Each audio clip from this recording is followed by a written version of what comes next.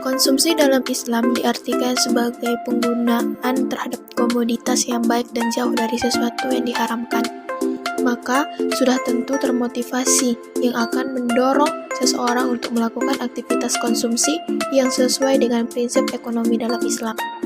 Fungsi konsumsi adalah suatu fungsi yang menggambarkan hubungan antara tingkat konsumsi rumah tangga dan pendapatan nasional dalam perekonomian. Fungsi konsumsi juga merupakan suatu kurva yang menggambarkan sifat hubungan antara tingkat konsumsi rumah tangga dalam perekonomian dan pendapatan nasional atau pendapatan disposable perekonomian tersebut. Konsep konsumsi Keynes. Terdapat hubungan empiris yang stabil antara konsumsi dengan pendapatan. Bila jumlah pendapatan meningkat, maka konsumsi secara relatif akan meningkat. Tapi dengan proporsi yang lebih kecil daripada kenaikan pendapatan itu sendiri. Hal ini dikarenakan hasrat konsumsi, yaitu kecenderungan konsumsi marginal atau konsumsi tambahan akan menurun.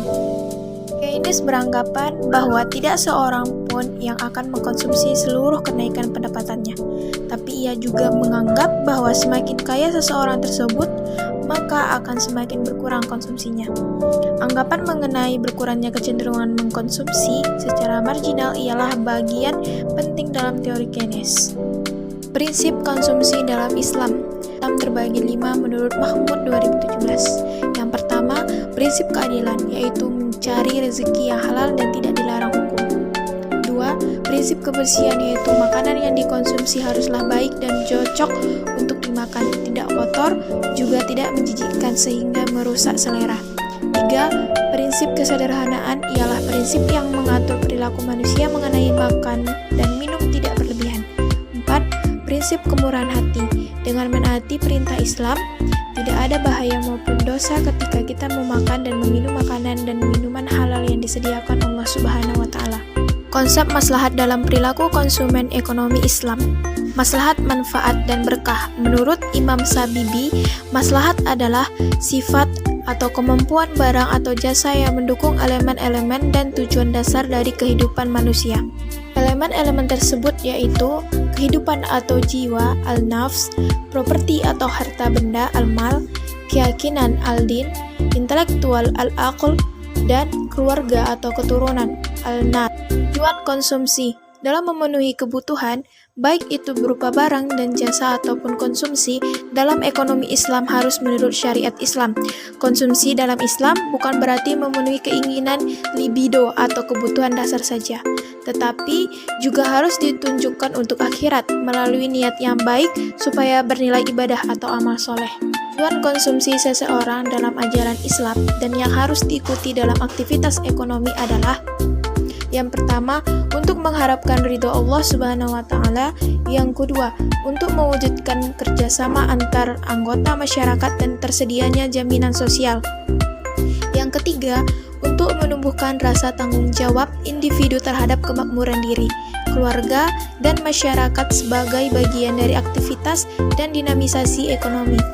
4. Untuk meminimalisasi pemerasan dengan menggali sumber-sumber nafkah bagi masyarakat. 5. Agar negara melakukan kewajibannya terhadap warga negara yang belum berhasil dalam ekonomi miskin. Kesimpulannya, kajian Islam tentang konsumsi sangat penting agar seseorang bisa lebih berhati-hati dalam menggunakan kekayaan atau berbelanja. Al-Quran dan hadis memberikan berbagai petunjuk yang jelas agar perilaku konsumsi manusia menjadi terarah dan dijauhkan dari sifat yang hina karena perilaku konsumsinya tersebut. Perilaku konsumsi yang sesuai dengan ketentuan Allah dan Rasul-Nya akan menjamin kehidupan manusia menjadi adil dan sejahtera di dunia maupun di akhirat.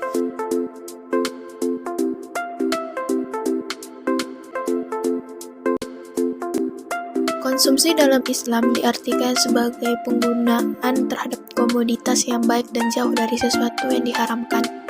Maka, sudah tentu termotivasi yang akan mendorong seseorang untuk melakukan aktivitas konsumsi yang sesuai dengan prinsip ekonomi dalam Islam. Fungsi konsumsi adalah suatu fungsi yang menggambarkan hubungan antara tingkat konsumsi rumah tangga dan pendapatan nasional dalam perekonomian. Fungsi konsumsi juga merupakan suatu kurva yang menggambarkan sifat hubungan antara tingkat konsumsi rumah tangga dalam perekonomian dan pendapatan nasional atau pendapatan disposable perekonomian tersebut. Konsep konsumsi Keynes. Terdapat hubungan empiris yang stabil antara konsumsi dengan pendapatan. Bila jumlah pendapatan meningkat, maka konsumsi secara relatif akan meningkat. Tapi dengan proporsi yang lebih kecil daripada kenaikan pendapatan itu sendiri. Hal ini dikarenakan hasrat konsumsi, yaitu kecenderungan konsumsi marginal atau konsumsi tambahan akan menurun. Keynes beranggapan bahwa tidak seorang pun yang akan mengkonsumsi seluruh kenaikan pendapatannya, tapi ia juga menganggap bahwa semakin kaya seseorang tersebut, maka akan semakin berkurang konsumsinya. Anggapan mengenai berkurangnya kecenderungan mengkonsumsi secara marginal ialah bagian penting dalam teori Keynes. Prinsip konsumsi dalam Islam. Islam terbagi 5 menurut Mahmud 2017. Yang pertama, prinsip keadilan, yaitu mencari rezeki yang halal dan tidak dilarang hukum. 2. Prinsip kebersihan, yaitu makanan yang dikonsumsi haruslah baik dan cocok untuk dimakan, tidak kotor, juga tidak menjijikkan sehingga merusak selera. 3. Prinsip kesederhanaan ialah prinsip yang mengatur perilaku manusia mengenai makan dan minum tidak berlebihan. 4. Prinsip kemurahan hati. Dengan menaati perintah Islam, tidak ada bahaya maupun dosa ketika kita memakan dan meminum makanan dan minuman halal yang disediakan Allah Subhanahu wa Ta'ala. Konsep maslahat dalam perilaku konsumen ekonomi Islam. Maslahat, manfaat, dan berkah. Menurut Imam Sabibi, maslahat adalah sifat atau kemampuan barang atau jasa yang mendukung elemen-elemen dan tujuan dasar dari kehidupan manusia. Elemen-elemen tersebut yaitu kehidupan atau jiwa, al-nafs, properti atau harta benda, al-mal, keyakinan, al-din, intelektual, al-aql, dan keluarga atau keturunan, al-nas. Tujuan konsumsi. Dalam memenuhi kebutuhan, baik itu berupa barang dan jasa ataupun konsumsi, dalam ekonomi Islam harus menurut syariat Islam. Konsumsi dalam Islam bukan berarti memenuhi keinginan libido atau kebutuhan dasar saja, tetapi juga harus ditunjukkan untuk akhirat melalui niat yang baik supaya bernilai ibadah atau amal soleh.